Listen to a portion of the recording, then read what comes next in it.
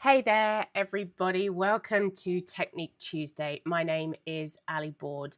Now, if you tuned in this morning, if you're UK time, that's what I was trying to get my head around, and you were in the UK and you tuned in at 10 a.m. this morning, my deepest apologies that I had a bit of an emergency here. One of my hens, as you probably know, I'm a bit of a crazy chicken lady, and my hens are my absolute world. One of them was poorly this morning. I'm glad to say she's still holding her own, but I had to get her to the vet. And so, you know what life is like. It sometimes trips me up and gets in the way.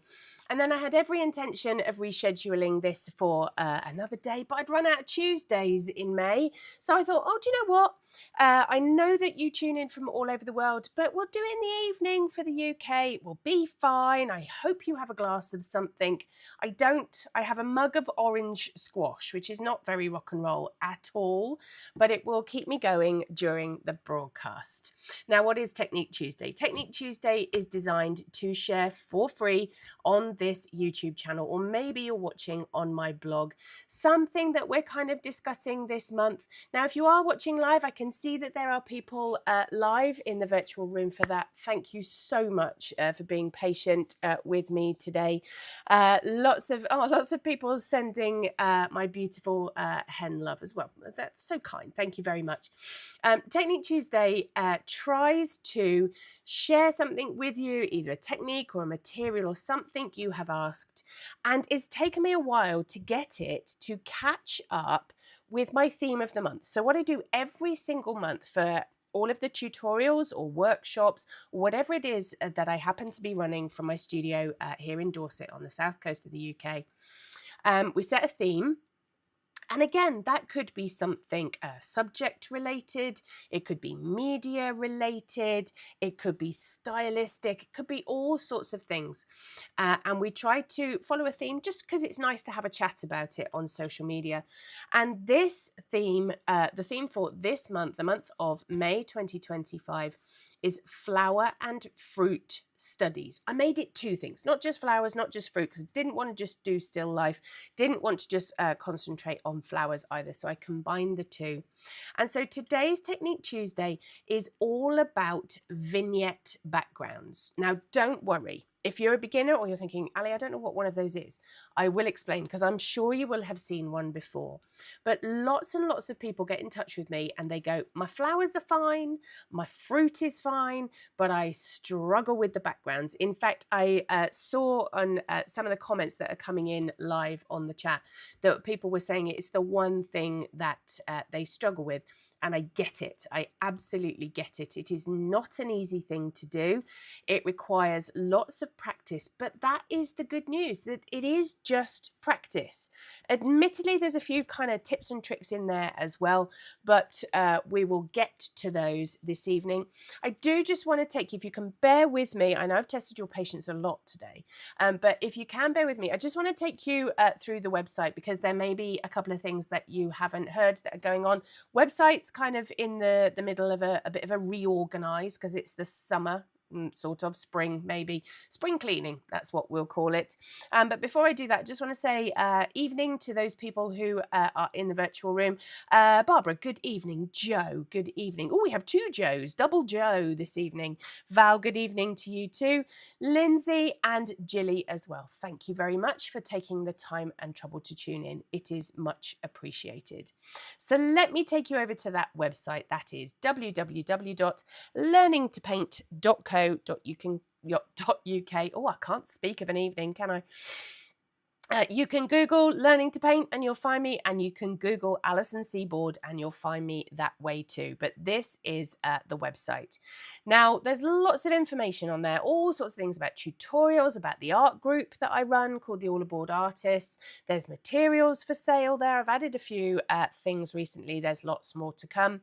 But one of the things that you might be interested in is I've made a whole menu now. Technique Tuesday is becoming quite the thing, because not only is it a once a month live broadcast on YouTube, It is also what we call a tips and tricks, which happens on the third Tuesday of the month when I can. That goes out on YouTube as well. So I pre-record a little demonstration for you. It doesn't have any commentary. It has lovely music for you to relax to, but I try wherever possible to be in the chat so that if you see something happening on the page in front of you, you can ask me that question. I will always tell you if I can't be there for whatever reason, and I will always try to come back to you if you ask me a question. But Technique Tuesday has also got a new Tuesday in the month as well, which is the second Tuesday in the month. And those are the Technique Tuesday tutorials. So they're designed for all abilities, but right from beginners all the way up to advanced, because I always think you will learn something. And if you are watching this live on Tuesday, the 6th of May, 2025, we have one next week, which is Wisteria in watercolor. Lots of you have signed up for that already, which is wonderful. Thank you very much indeed. We're going to be looking at this photograph, how to create those beautiful kind of falling blooms, but it's going to be a negative space exercise as well. So if you struggle with that part of watercolor painting, let me help you out with it. You can watch it live, you can watch it on catch up, you can even purchase it after the event if when you've seen my painting you think, oh, actually that looks quite interesting. And I've tried to set them at a reasonable price so that they are affordable. You get an email through when you sign up with a link, and as long as you keep that email, keep that link in a safe place, you will always have access to it. And I've put two more up there as well. In June, the theme of the month is New York. I'll talk more about that later. And so the Technique Tuesday tutorial for that one is Manhattan Bridge in watercolor and ink. So that's looking at some pen and wash techniques, and it's also helping you take what is a very complicated structure and simplify it. So if you struggle with your buildings, you struggle with perspective, you struggle with ink work, you struggle with looking at a photograph and going, oh goodness me, where do I start with that? Then that might be the tutorial for you. And then in July, our theme of the month is charcoal and graphite.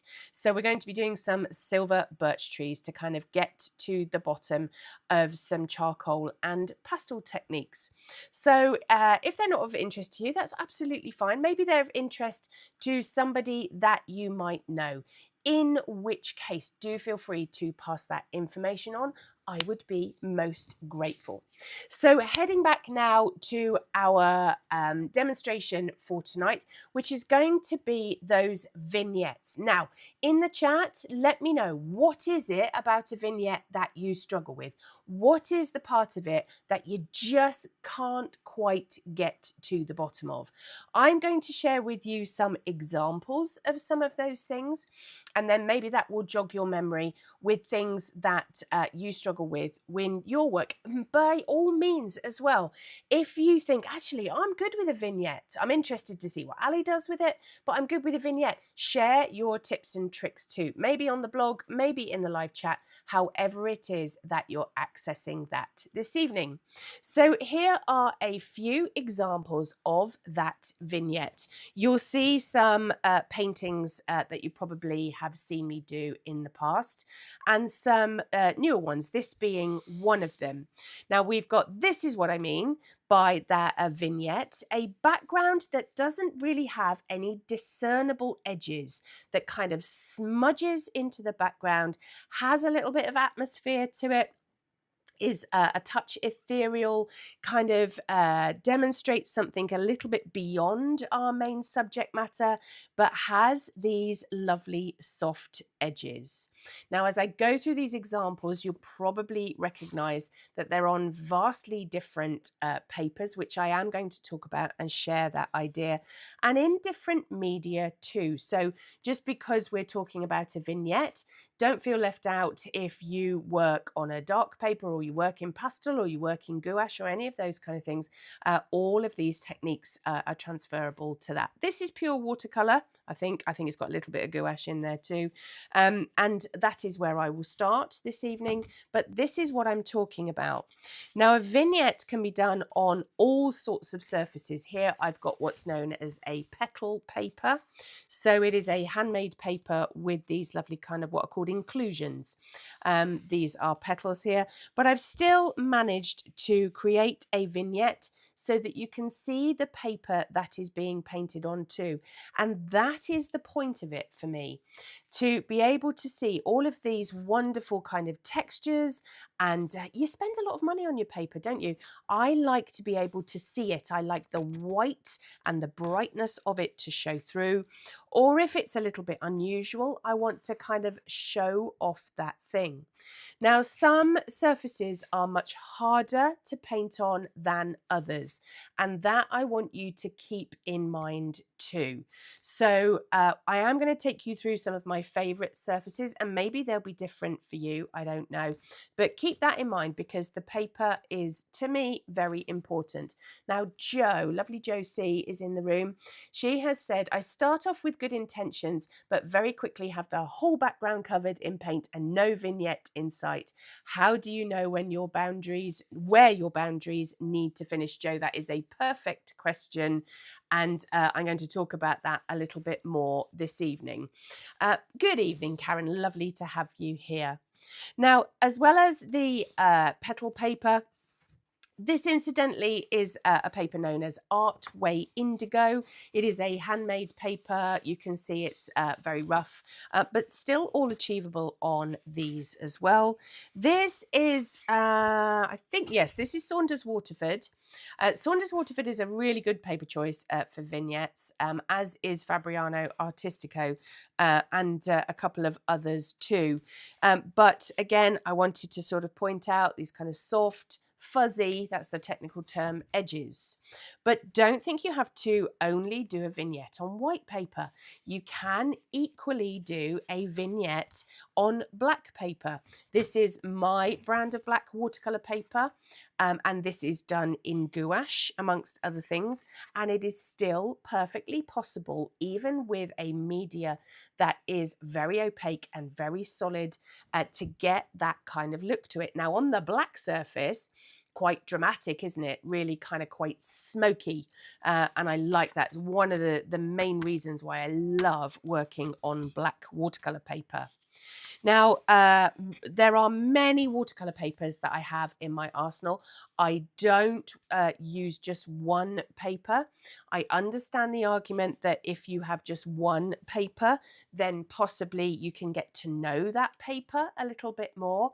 But I have to say that there are papers that do a better job in my experience. I have to preface everything with in my experience because it's just the way that it works for me. This is Hahnemüller's, what's known as their Andalusia paper. And I find Hahnemüller's papers to be very good for vignettes as well. You get this kind of nice soft edge. Now, what is lovely Jilly saying? Jilly is saying, I struggle with fading out my background on vignettes. Yes, absolutely, Jilly. Everybody does. No one is alone here. And please don't think that I get it 100% of the time, because I really don't. Depends what mood I'm in, to be honest. So this is the Hahnemüller. We'll have a look at some more Hahnemüller surfaces later. Now, I put this one in the mix. Actually, we'll have a look at this one first, because this is another example of the gouache on black paper. Actually, this uses a metallic as well, which you can probably just see in the background. But it's got that delicious kind of smoky quality to it.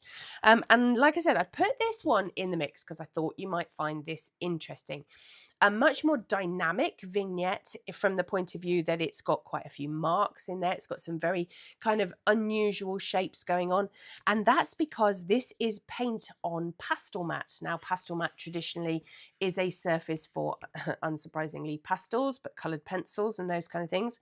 Now, one of my favourite combinations is to put gouache with pastel or gouache with coloured pencil, which is what you have here.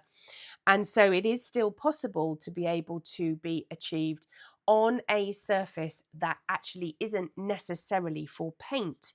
It's kind of down to your application, it's down to a little bit of composition, and it's down to an awful lot of less is more. Unsurprising, isn't it? So what we're going to do this evening is I'm going to take you through just a few of my favorite watercolor papers that I find work really well for vignettes.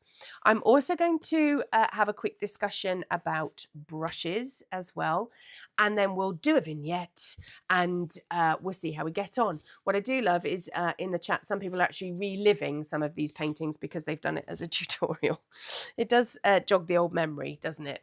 Now, let's talk about paper first. Now, I've got some of my favorites here. But I did think this evening that some of you may be saying to me, well, yeah, Ali, that's great. How am I supposed to know which paper I think is going to work for a vignette or is going to work for me? Now, one of the things that you can do is to buy yourself a trial pad of paper. So Hahnemuhle do a really nice trial pack of papers. I'm sure some of the other brands do as well. We do our own. So this is Tilsys Online. This is the company that I work with my parents, because we still have a little family business going on. And this is one of the things that we tried to do for you, is that we have a, look at that, trial pad all stuck together. You can see it's well used. And what we do is we put in a selection of papers, not always the same each time, but so that you can test them out and try them out. And not only different types of paper, look at the little duckling, but also different surfaces, different cotton contents, all of that kind of stuff. So a trial pad might be the way forward so that you can get to grips with the paper that you like the best. Look at that, such a grubby article. Now here are 3 of my favourite papers for creating a vignette on. These aren't the only 3 that I use by a long shot, but they are certainly papers that I think work really well. Now let's have a look at this first one. This is Milford watercolour paper. This is the watercolour paper that I'm actually going to do you a demonstration on in a little bit. Now, why should you buy Milford? It's not the cheapest of watercolour papers on the market. It is a watercolour paper that is 100% cotton. And for me, that little bit of information is really important. Why is it important? It's important for my style of work, because if I have a paper that is 100% cotton, then I can almost guarantee that it is sized all the way through. So the fibers, the thing that makes up your sheet of paper, are sized, sizing being the thing that stops it acting like blotting paper. They're sized in the pulp. And so that sizing goes all the way through this sheet of paper. And what does that mean? It means that you can float your colour on the surface for far longer. Now, my particular style of painting doesn't get on well with cellulose-based papers, so it doesn't get on well with Bockingford or Cotman or any of those, not because they're bad papers, not because they don't do anything any good, they just don't suit my style of working. I need to be able to float the colour on the surface for a long, long time, and that way I can move it, I can manipulate it, I'm not going to get any cauliflowers or back runs, all of those kind of things. So if your vignettes aren't working, that might be something that you need to consider. Now, Milford watercolour paper is actually based on the recipe of JMW Turner's watercolour paper, which used to be called Whatman. Still made by the St Cuthbert's Mill in the UK, and actually is a vegan paper as well. So if you don't like the thought of gelatin being used in the sizing of your paper, then this one is certainly going to help you with that. Now, the sizing of Milford is what's known as a very hard sizing, which means, weirdly, it's almost waterproof.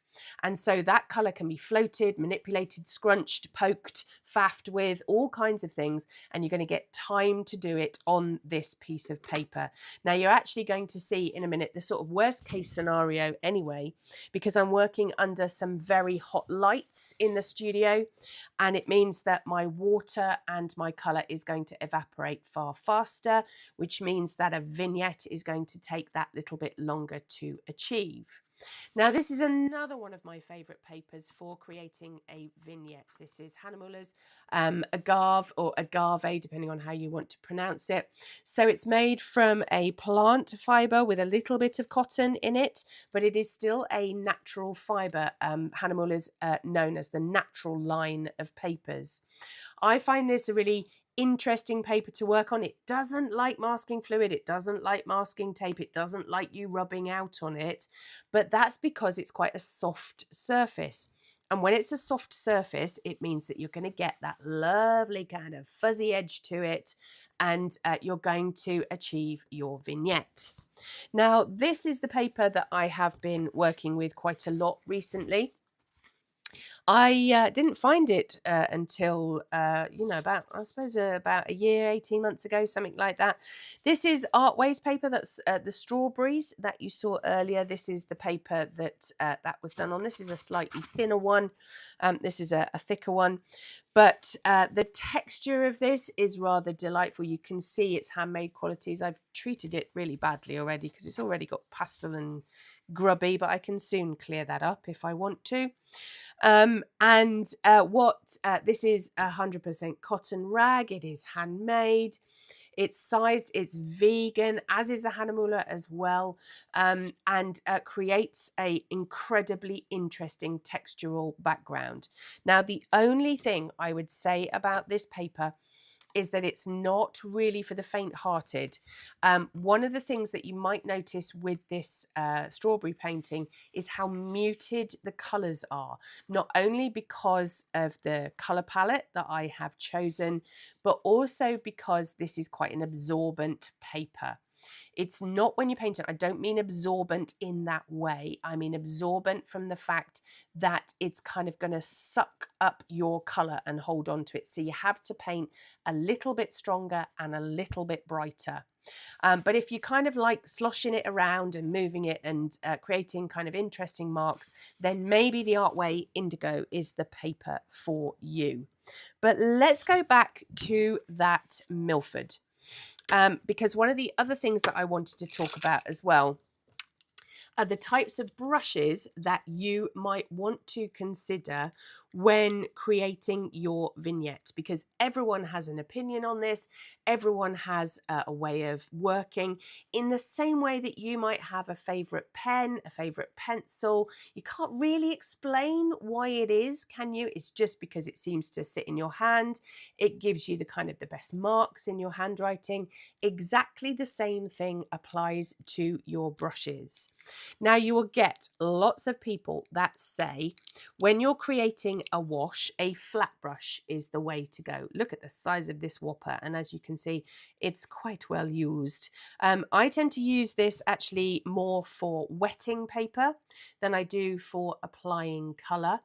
But you will certainly get lots of people that say, well, if you want a nice kind of loose background, then maybe a flat brush is the way to go. So the reason that I don't like flat brushes for this particular kind of technique is because I have a bit of a predisposition when I've got a flat brush in my hand to feel like I'm painting a wall and not a delightful background to my fruit and flower studies. So I tend to sort of use it in this way. And when I'm using it in this way, what that means is I create something called left to right painting. And that is dangerous for me. If I find myself kind of doing this and getting that whole kind of wrist action in, the chances are my colour is going to go from left to right. I'm not going to get that soft background. Now, there's other brushes that you can get called Hake or Harke brushes that suggest that you use the corner, but I still struggle with them because of this straight edge. That might be just me. If you've got flat brushes in your arsenal of brushes, then try it out and see if they work. Now, the other brush that you might consider using, and I do use this a lot for my backgrounds. Hi, Thea, lovely to have you with us. is a round. Now, this is an imitation sable round. You could have a nylon or something else, but something that holds a decent amount of water is going to create a nice random mark as long as you don't choke it. So don't hold it down here, get your wrist clamped to the paper, because then you have a very, very restricted movement and you're not going to be able to create those lovely fluffy shapes. You'll notice in a minute that when I put the colour down, I'm moving from my shoulder as I'm painting, and I'm trying to create lots of different marks. When you get into the territory of this kind of repetitive mark making, you can have the right paper, the right amount of water, the right amount of colour. But if you have a repetitive brush stroke, it won't give you that kind of lovely, soft, ethereal look that you might be after. That applies to any brush, not just this brush, but it is certainly something to think about. Now, my favourite brush for any kind of large scale application are these, sometimes called quill brushes because of the way they're put together, sometimes called mop brushes. These are the Da Vinci Casaneo, what's called a synthetic squirrel, which I still love that description. And these come in various sizes. Obviously, the larger it is, the looser the application is going to be. The smaller it is, potentially the tighter your application might be. Let's go for the Goldilocks version. This is my most used brush. I like it for backgrounds because it does come to a point. Let's just get it. Well, actually, let's put my water pot in shot so that you can see exactly what I'm doing. Swishing it around in the water. So if I roll that on my hand, you can see it does come to a point of sorts, but it's not a sharp point, mostly because I don't look after my brushes either, but excuse me. It is what we would kind of call a sloshy brush. It holds lots of water, it holds lots of colour. You can do some really interesting textural mark making with it, and you're kind of stopping yourself from making those repetitive marks. So we've talked about the paper, we've talked about the potential for your brush helping you or hindering you. Let's also talk about the amount of water, where you put it, and how much colour you drop in, which is kind of, I have a feeling, why you're all here. Let's just crack open some of the paint, shall we? I'm going to use something this evening which is going to show up really well for the camera. So I'm going to go for so these are my watercolours, which you'll find on the website. This is my Dusky Violet. If you haven't got this and you want to have a go at it, then Moon Glow or something similar, but I'm going to use it so that it shows up well. I am going to make doubly sure before I go for this vignette, and we'll do some troubleshooting later, don't worry. I'm going to try to do it all as I would do it, and then I'm going to try and take your questions. So have your questions at the ready if you're watching this live. I've made sure there I've got a really good puddle of colour. If you paint too pale, I get that it is quite scary. It's the brown paper bag moment, isn't it, when you need to breathe into it to make sure that your painting's not getting out of control. But in my experience, the more paint you put down, the more satisfied you are with the background that you've got, because it's that little bit stronger. You've got kind of nice lights and darks. The white of your paper is the whitest thing at your disposal. So treat yourself to something really strong in the colour. Now, to get a vignette, you're probably going to have to do, probably the easiest way of doing one is to do it wet into wet. And what that means is, just in case you're a beginner here, because I don't want to assume that you know what I'm saying, wet into wet basically means that you need to wet the paper in some way, take your wet colour and add one to the other. Wet into wet is kind of one of the pivotal techniques for watercolour. It's the thing that makes it flow across the page, but it's the thing that everybody struggles with, because 99 times out of 100, people don't put enough water down, or they put water down and then they wait too long before the colour goes in. And what happens then is, if you mismatch, so if your paper's too dry and your paint is too wet, you'll get a hard edge. If you mess about too long and your paper starts to dry, and this is very wet, but your paper is damp rather than wet, what you get then are cauliflowers, back runs, where things don't really have a place to go and they start to pull back into each other. It's fraught with danger, isn't it? And I get how tricky it is, and I get that if you're thinking to yourself, well, I will just not do it in watercolour, Ali. Stick with it.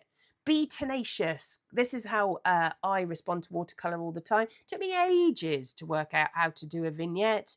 But because, how should I put it? I'm a little bit stubborn. I made myself do it again and again and again until I got it right. Now, the good news is you cannot paint too wet. It is impossible to paint too wet. You can definitely paint too dry, but you cannot over wet this piece of paper. The only reason that you can over wet it is if you haven't got a decent piece of watercolour paper and you wet it so much that the paper physically falls apart, which I know none of you out there do. You've kind of all invested in your art materials, and so you've got a decent piece of paper ready to go. Now, I use a spray bottle for getting my water down because the traditional way to do it is to wet it with a brush, but I find that far too faffy and it takes too long. Oh dear, what's going on here? So I use a spray bottle to wet my paper. That way you'll soon see, if I get it into the camera, look how glossy and shiny and how much water there is on there. It is running across the paper. That's exactly what I want. I don't need to make it all wet necessarily. You can experiment with these things. Do you like it to be all wet? Do you like it to have kind of slightly drier patches? You can move it around with your brush. You can tip up your board and you can make it run. But look how glossy and shiny it is. Now, if I put paint in right now, I'll get a lovely starburst effect. Let's show you exactly what I mean. If I pop that colour in right now, look, kapow. I get the colour moving. I don't have to do a lot to it. And so the easiest way to create a vignette is to put the colour down far away from where you want it to go, allow it to creep. If you want it to be a little more easy to move around the page, then maybe you just want to wait for the shine to go off your paper ever so slightly. Now, if I don't want my paint to go all the way to my edge, don't paint to the edge. Leave a decent border. That is about as much as I would allow it to go. But I stopped painting over here. Anyone else see a dragon going on in there? Is that just me? I kind of stopped painting here. Look how the colour has crept.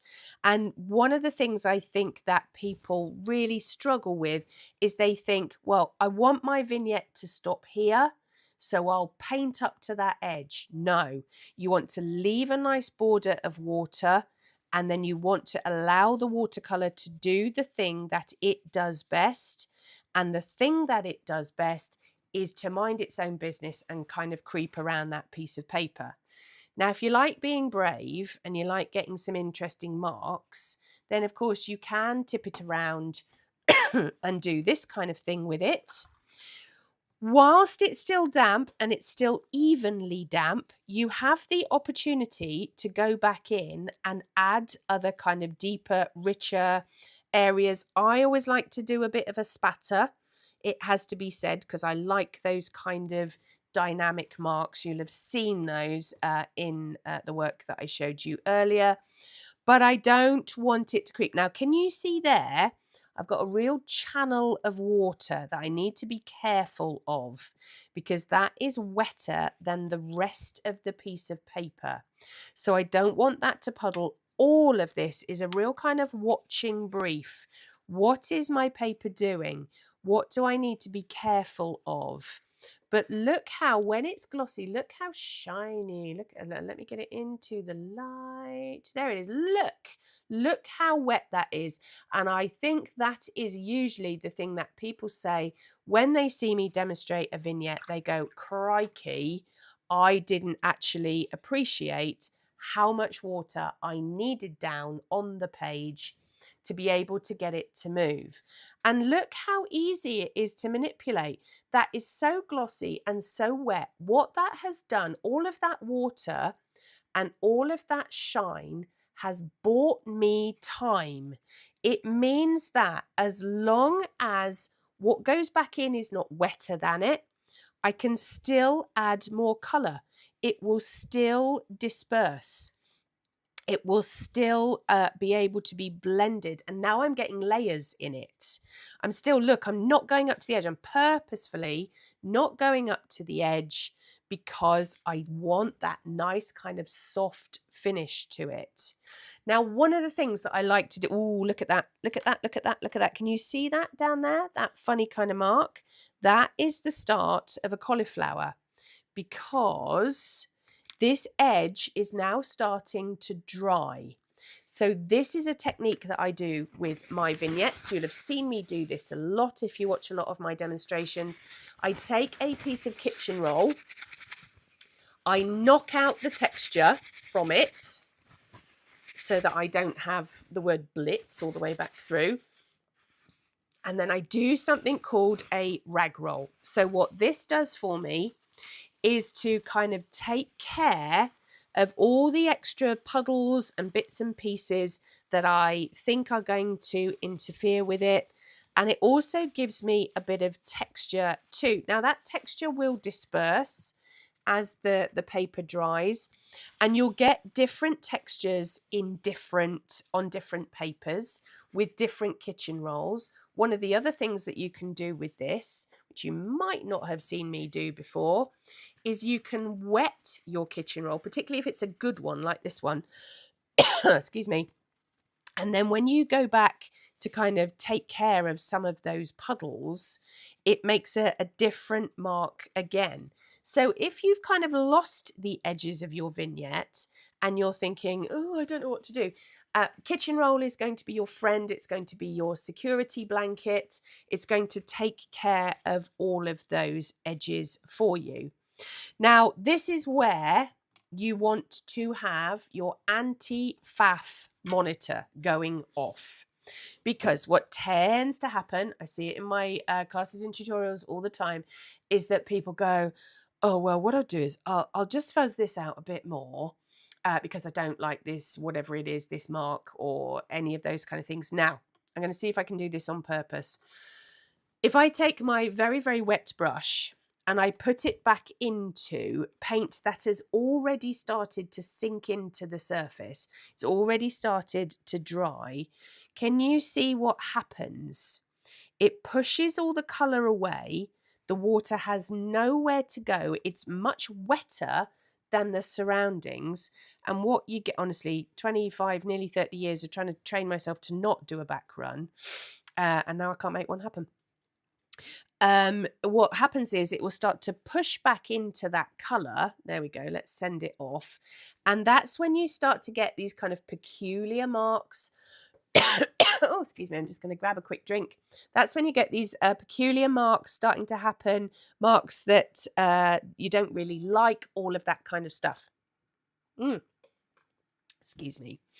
Let's see if we can do a more dramatic one, shall we? Actually, what I'll do is I'll cheat ever so slightly and I'll sort of start partially drying it.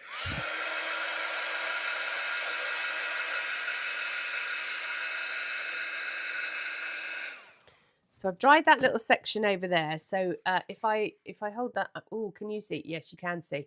Look, so I've got a bit of it that's dry and a bit of it that is really quite wet at all. If I now add some water back into that, it's going to start to move the colour. It's going to, oh, look at that. That's horrible, isn't it? That is not what you want to see happen on your paper. It's going to have nowhere to go. And then you start chasing it. And chasing it is something that I want to talk about as well. When I say chasing it, what I mean is that you go, oh, well, I don't really like that mark. And so what I'll do is I'll lift that mark out. And then you end up with a big kind of space in your background and it's got colour around it.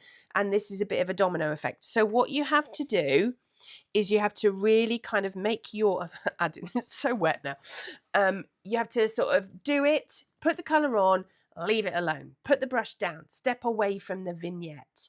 Because what's happened now is where I've kind of over poked it, it looked quite nice when I just put the colour on and given it a light rag roll. But now what's happened is I've faffed about with it too much, and it's not doing the thing that I would like it to do. I'd be needing to put some sort of object in there if there wasn't one there already. It's a bit over textured for me because I have been poking it around. But one thing that is interesting, because this is the Milford watercolour paper, I'm just trying to get it in there you can see. Look how wet it still is. I've been rabbiting on for a good 10 minutes of this piece of paper, and it is still very wet. It's kind of damp on the back as well. I can feel it. And that's what I mean about that hard sizing. So I have to say, in my classes, when people have said, I really struggle with a vignette, I don't know what to do, I tend to give them a piece of Milford watercolour paper because they have a bit of a revelation and they go, oh, that's what it is. So think about the paper. Think about the brushes that you apply. Think about the colour that you're using. And if you want your vignette to stop here, you need to stop painting it a good inch or so away and not be tempted to kind of push to the borders, and also not be tempted to tidy everything up, because that's very frustrating as well when you kind of go, well, I'll just run my brush all the way around here, and you go, well, I've got a square, I haven't got a vignette. So try all of those things out. But I do want to talk about, let's use the trial pad for this. When I talk about chasing the colour in a vignette. So let's just have a look. Let's just see what we've got on here. Let's go for a bit of Canson Heritage paper, which is a 100% cotton paper. Start getting those questions in. As we get to the end of TT, start getting those questions in for me as well. When I talk about chasing the paint, what I mean by that is when you do a vignette, very often what happens is that you put a bit of water down. There's your kind of border. You might have sprayed it or do whatever. And then you take your colour and you put your colour right in the same place as your water. And then what happens is, can you see along this side, what I've got is a very hard edge. And that's the thing where you go, oh, that's not what I wanted. Do you remember me saying on the previous one, you need to stop painting? But in this one, you've pushed that colour all the way to the edge. And so what you do is your brush goes back in the water and you go, well, I'll sort of fuzz that and I'll blend that out. But then what happens is you just get another hard edge. So you're chasing your paint across the piece of paper. And this can go on literally until you get to the edge and you go, oh, that's that then, that's my vignette gone. You might be able to work back in on a decent paper with some kitchen towel to rescue it a little bit. But the secret is to put down the water, be very aware of where that water is. Let's just get it so that it's shining in the camera. There it is. And then your paint needs to go well away within that border. So can you see, if I look at that, look how far away the water is from the actual paint that I have put down. Now I've got a nice fuzzy edge. I've got that kind of vignette look to it, and I'm not chasing the colour across a piece of paper. So I hope that has been helpful to you too. One of the last things that I wanted to talk about before I get to any questions that you might have is I wanted to talk about a little bit about composition and the shapes that you might want to think about when putting a vignette down.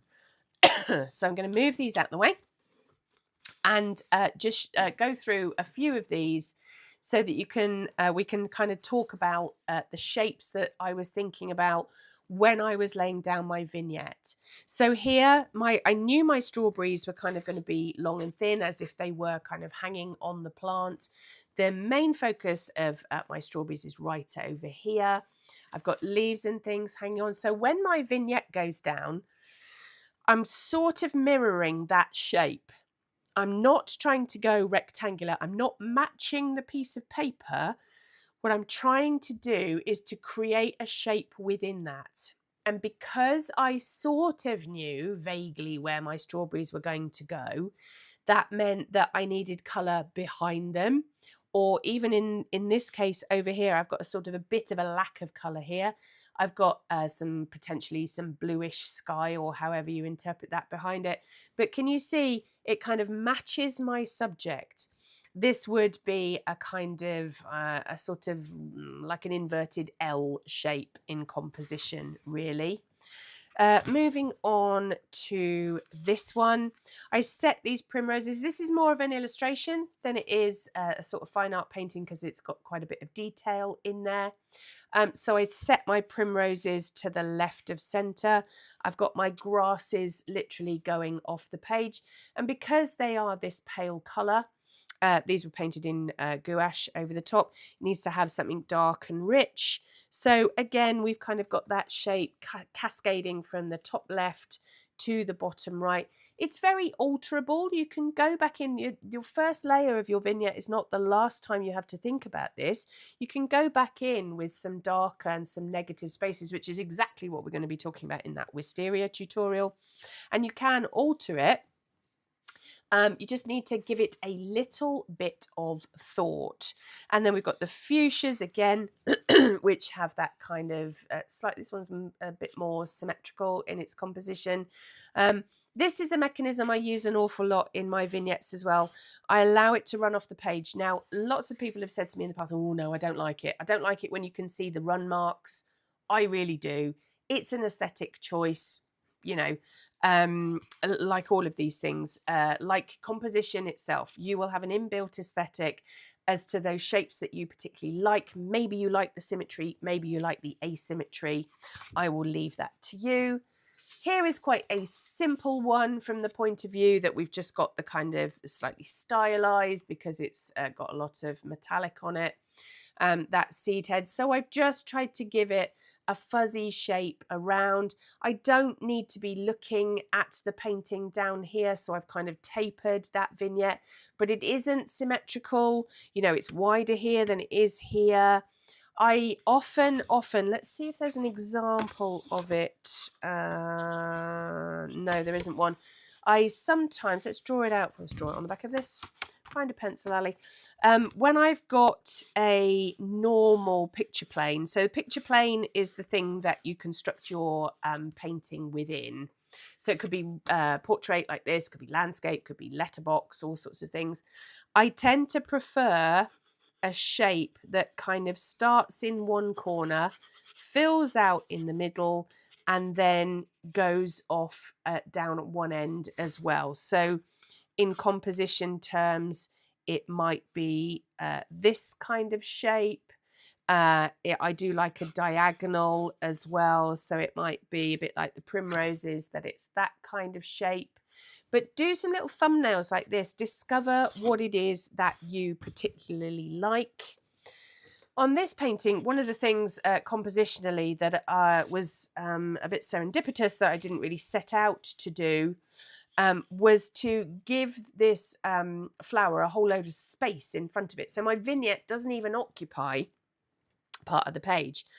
It kind of disappears off into it, but I wouldn't use all of that black if I was mounting it, but I would certainly be quite tempted to use quite a bit of it, as if it's kind of staring into the dark.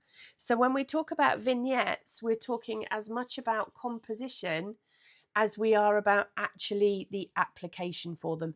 This one is quite square, so it is pushing the kind of symmetry boundaries for me a little bit, but it's got such a number of dynamic marks in it that I think I get away with it. I think I do.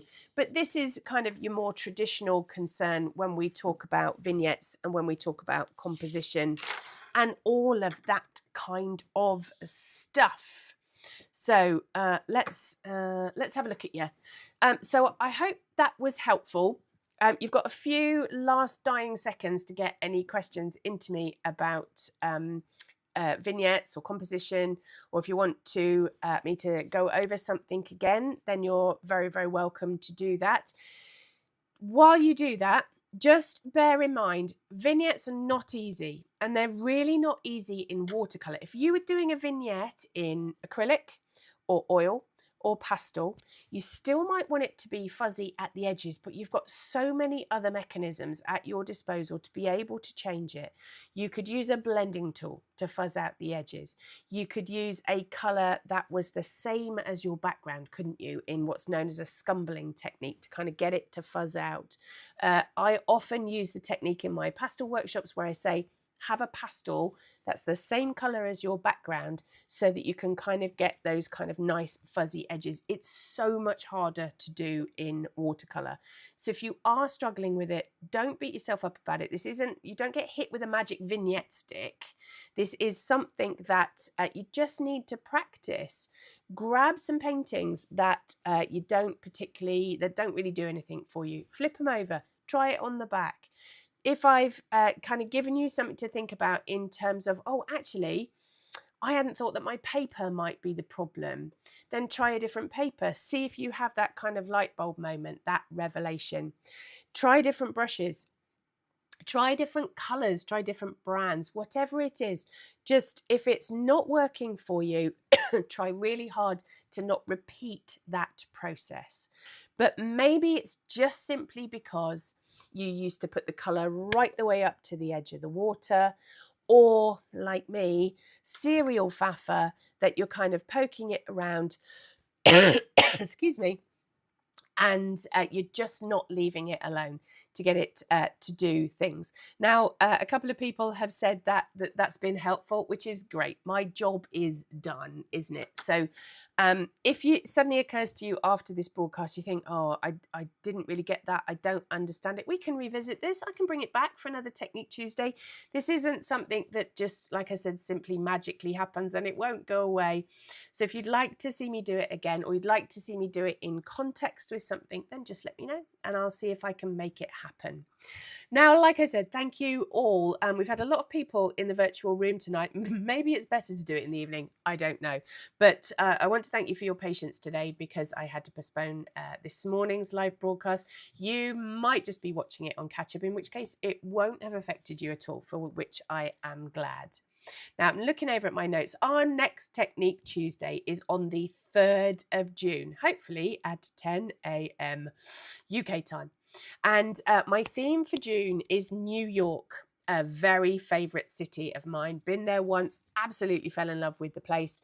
I'm hopefully, fingers crossed, going again in September. Very inspirational place. But don't think it's all about buildings, because it isn't. I'm looking at some really iconic things to do with New York. So don't go, oh, I don't do buildings. It's not all going to be buildings. Couldn't do that to you. Now, Technique Tuesday on the 3rd of June is one with a real difference, because I would like to introduce you to metal leaf. I use it an awful lot in my paintings just to add a little zing of something if I want it to look like the light has reflected on something. And so we're going to be looking at those kind of steel and chrome buildings, even though I said it wasn't all buildings. And we're going to be looking at techniques for how to apply metal leaf onto your paintings so that you get that kind of nice little kind of reflection or something a little bit different. And you could use it for your flower and fruit studies too. Now, whatever it is that you're working on at the moment, may I wish you every success with your latest creative endeavour.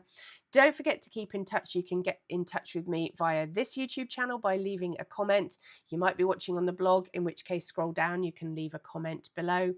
And equally, you might just want to email me. So that's Ali, A-L-I, at learningtopaint.co.uk, and we can have a chat about whatever it is that you are currently struggling with. Thanks very much for tuning in this evening. It's been fun, actually, having a different time of the day. I hope you've enjoyed it. I hope you found it helpful. And take lots of care, won't you? And I'll see you very soon. Bye.